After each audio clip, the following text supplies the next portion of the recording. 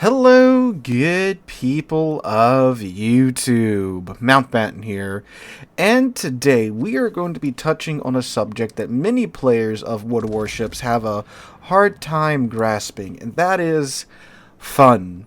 Believe it or not, video games are meant to be fun. So we are going over my top 5 fun ships. These ships may not be the best performing in their class or at their tier, but you know what? There's a pretty good chance you can have a good amount of fun with these ships. Before we get into it, if you haven't checked out our tour of the USS Laffey, I would encourage you to do so, especially if you have an interest in real, still historical ships. Apparently, the video didn't get pushed out like my Sunday museum ship videos normally do. I had a fair few of you guys saying, oh, I never got a notification for this video, because YouTube is YouTube. So if you wouldn't mind heading over there, checking that video out after this one, please do so. It would help out immensely in terms of course, appeasing our algorithm overlords. But anyway, let's go ahead and get right on into it. Starting out with number 5, we have the Tier 9 Soviet battleship, the Navarin. Now, the Navarin is at Tier 5, is at number 5 for one main reason. She currently is not available.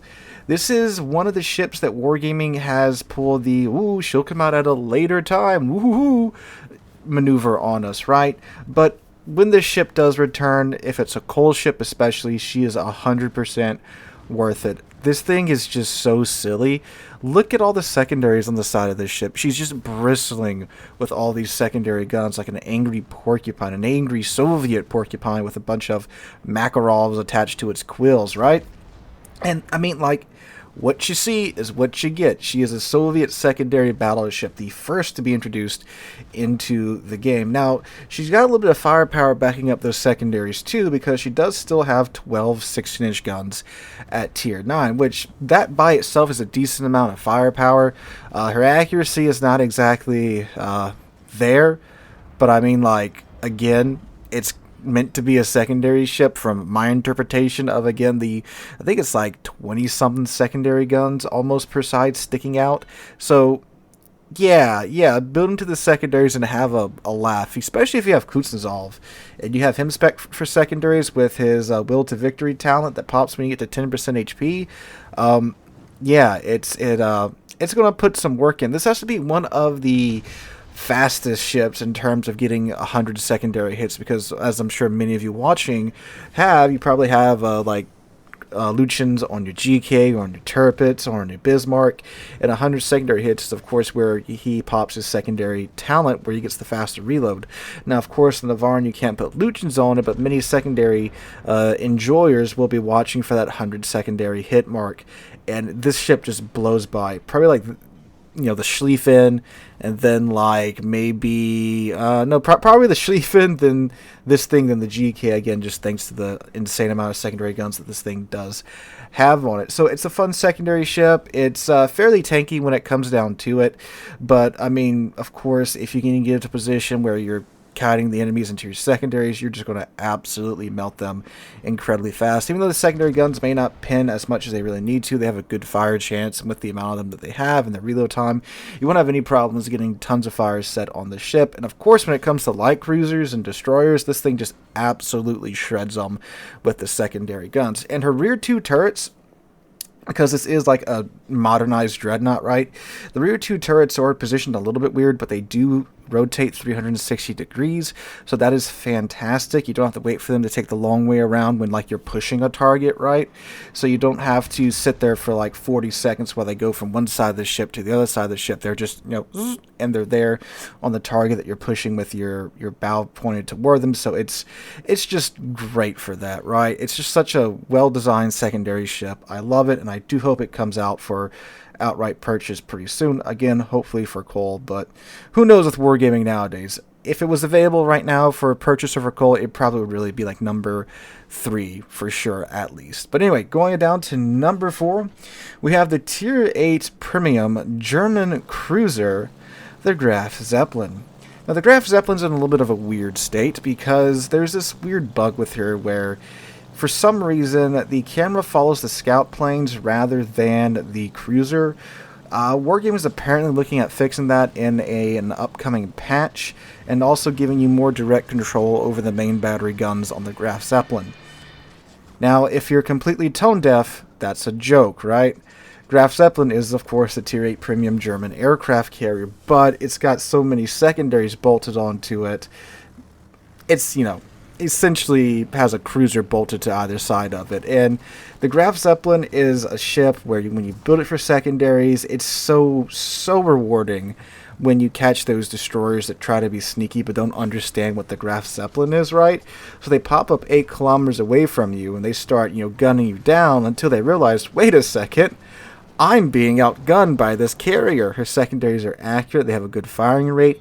If you have Lucians on them right, you can pop the 100 secondary hits with the secondaries and then get an even faster reload time with the secondaries. And plus, Lucians too, if you do have them on the Graf Zeppelin, he still has a carrier skill where once you get 30, I think it's 35 hits on target with whatever munition type, whatever combination of munition type I should say, the rocket plane hits, the torpedo hits, or the bomb hits, you get a boost to your plane restoration time with the Graf Zeppelin that helps out quite a bit. So you can be benefiting from 2 of his talents right there. Now, of course, the big fun from the Graf Zeppelin comes into play when you are able to get in there and get your secondaries into the fight against, the enemy team. It's always funny to see the team's reaction and the enemy team's reactions to a carrier that's actually like pushing up with the group. But of course, this doesn't happen a lot nowadays. But it's so rewarding when it does. That's why it's at number 4 on this list. And the Graf Zeppelin 2 is one of the CVs that you can pull off an 899 division with. Like, let's say you take a Graf Zeppelin, you got a friend with like a Musashi, or like really, if you have 2 friends with Musashis, ideally that's what you want to do. Use the speed of the Graf Zeppelin's planes, because they are quite fast, to zoom on out into the other side spawn, spot the enemy CV, and then, get stunked on with the 2 Musashis, and if need be, you finish them off with the Graf Zeppelin planes. It's great for that. What's really fun in the Graf Zeppelin, if you can have some teammates that can do it, with some American destroyers, you smoke the Graf Zeppelin up on the flank and use the Graf Zeppelin secondaries to great effect against the enemy team. It's a fun time. So it does take a lot of work to get the Graf Zeppelin in the fight, but when she does get in the fight with her secondary guns, it's really goofy. What I typically like to do, and unfortunately I did have to go to co-op to get some footage of these ships' secondaries in action because of, again, how rare it does occur. But typically what I like to do is wait till like the late game, and instead of running to the corner like the rest of the CVs typically do, you push up with the Graf Zeppelin into whatever cap you need to be capped, because if there are ships that are probably at like, half health, like it really realistically, like Tier 8 cruiser, or especially any Tier 8 destroyer, or even Tier 9 or Tier 10 destroyer that runs into you and they're at half health late game, and you're in a Graf Zeppelin that probably has most of your health intact, you're going to shred them a new one, right? And no one expects the CV that pushes, right? But maybe it's just me. Graf Zeppelin's a ton of fun when you can get it to work. It is difficult to get it to work in today's World of Warships. I'm under no, illusion about that, but it's just a goofy ship, and one I really do like. So going on down now to number 3, we have the Tier 9 Italian cruiser, the Michelangelo. You have, I believe, 8 days left to finish the dockyard missions for the Michelangelo, or 8 days until the whole thing is gone. But either way, Michelangelo is a dumb ship, right? The turret layout with the 2 turrets being in the middle with the 8 320mm guns, that's dumb. The amount of secondaries the ship has is dumb. The fact that it has an exhaust smoke is dumb. But man, when you get into secondary range with the Michelangelo, you are melting whatever is within that range. Because of the amount of the guns, the fact that they fire sap, you have sap in the main batteries too.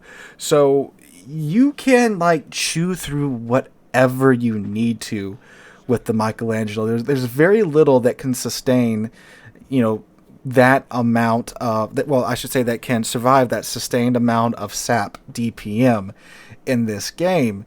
And it's just a murder machine when it comes to pretty much anything that it can get within its secondary range. And plus, too, it does get the exhaust smoke, and it has a hydroacoustic search. So when you are, pushing either a DD smokescreen, or you're smoking up and you are within like 5 kilometers of the enemy ships, pop your hydro, you can spot them now without using a spotter plane that can be shot down like with the Napoli, and they can't see you because, well, you're not assured detected. And if they do push into your assured detection range of 2 kilometers, then they're really getting shredded by these secondaries. Plus, of course, with the amount of subs in game, Hydra's great for spotting them and for spotting torpedoes. So it's got all the tools that it needs in order to be a close range cruiser. Oh, and it's got torpedoes on top of all of that as well. Now, of course, outside of those situations and when it's using its secondary battery guns to its full effect, yes, the ship does suffer quite a bit. You gotta show a lot of side to get those 2 middle turrets on target, like an absurd amount of broadside to get those 2 middle turrets on target. But like, you're not playing the Michelangelo for the 8-320s. You're playing it for the mountain of secondaries, right? Right. So when it's in its element, it's in its element. It's pretty much, just dominating whatever is within its secondary range. It's a fun ship to play because of that. You can do some goofy things with it, and yeah, I love it. I think it's well worth the grind if you're into the whole secondary cruiser thing. If it's not your cup of tea, then don't worry about getting it, but yeah, it's a fun ship for sure. I don't think you can really argue that it's not. Again, with the stipulation that yes, it is terrible and the meta, but it's fun, right? Fun is fun. And going down to number 2, we have the Tier 5 Soviet war canoe, the one, the only, the Okhotnik. This thing is just so goofy. I mean, there is a reason why it has 7 single gun mounts all in a row. Something about the Soviet Navy was testing something. I'm just glad they made it, because we get this ship in game. I mean, the thing is just so giggle-inducing just looking at it. And, it's really not that bad of a ship either when you get down to it. I mean, you have 7 guns with the Soviet shells. That means you can, pretty much... Well, I won't say you won't win every gunfight you get into, but against a lot of other destroyers at Tier 5, you have quite a bit of a gun advantage over a lot of them. And if the guns don't kill them, the 12 torpedoes will surely on top of that. Now, the torpedo range is, I think it's 4.5 kilometers, which is well within the detection range of the Okhotnik, so you do have that to consider, which is why, I typically try to use the guns more so than the torpedoes, because, again, you have a lot of guns with Soviet shells and such. So... yeah, but the ship is so goofy. The shells are pretty comfortable. I mean, really, there's not a lot of Tier 5 cruisers that you can't Citadel with the Okhotnik. From the appropriate range, right? I'm not going to say you can do it from its maximum range, but if you can get up close, which really isn't hard in Tier 5 games, right? There's a fair amount of cruisers that you can just absolutely bully them with your guns. Now, of course, if they're looking at you with their guns, that's a bit of a different story, but if you can catch them off guard, catch their side, you're going to be citadeling them quite easily. And again, other destroyers with your comfortable Soviet ballistics, with the HE or even with the AP, depending upon what DD you're shooting at, yeah, it can get it done. And then again, it's goofy. And when you can get into those situations where you can sneak up to a battleship or another cruiser that's not paying attention and dump 12 torpedoes in their face, yeah. So while definitely an unusual destroyer, a goofy destroyer, but a fun one. And Tier 5 is a good place to go to if you want to, kind of de-stress from the high tier meta and just have some goofy fun, because the vacant spaces get filled with bots now, so you can bully them and still make a decent amount of money when it comes to the economy. But yes, Okhotnik, Blessed War Canoe, hallowed be thy name. On the way down to number 1 now, we have a ship that's not only fun, but it's also useful and competitive, and that is the Tier 10 American battleship, the Ohio. The Ohio is hands down the first ship you should get from the Research Bureau if you're looking for a ship that's fun and you can use in clan battles. The Ohio is one of the rare ships today that can still have one of an assortment of commander builds and module builds on her. I know, rare that a ship can function quite well with multiple builds.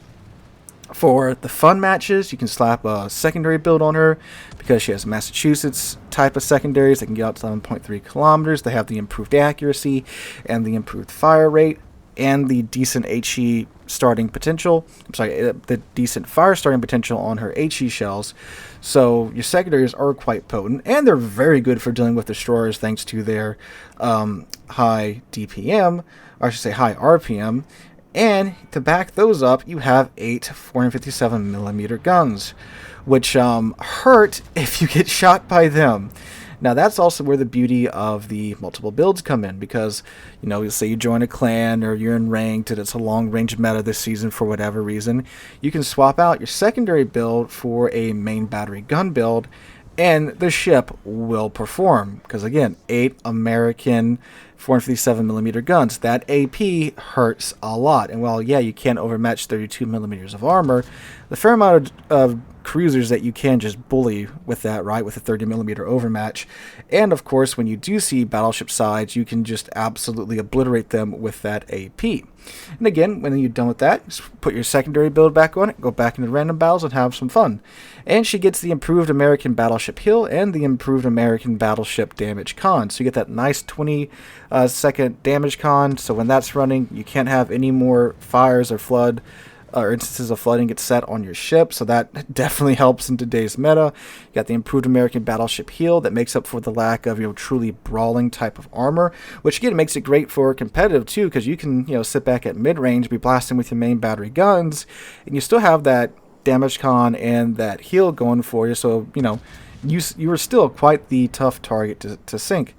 And of course she gets the pretty decent American AA on top of that. So the Ohio is just a ship that's just great all around. Yes, it's a Research Bureau ship. Yes, you got to reset lines to get it. But, like, it is 125% worth it. Like I said, it's a fun ship and a competitive ship. Bit of a golden boy right here. So, guys, those are my top 5 fun ships. Let me know in the comments down below what you would like to see added to this list, what you would remove from it, and what your top 5 fun ships are. Hope you guys have a wonderful Monday, wonderful rest of your week. Hope to catch you guys in the next one.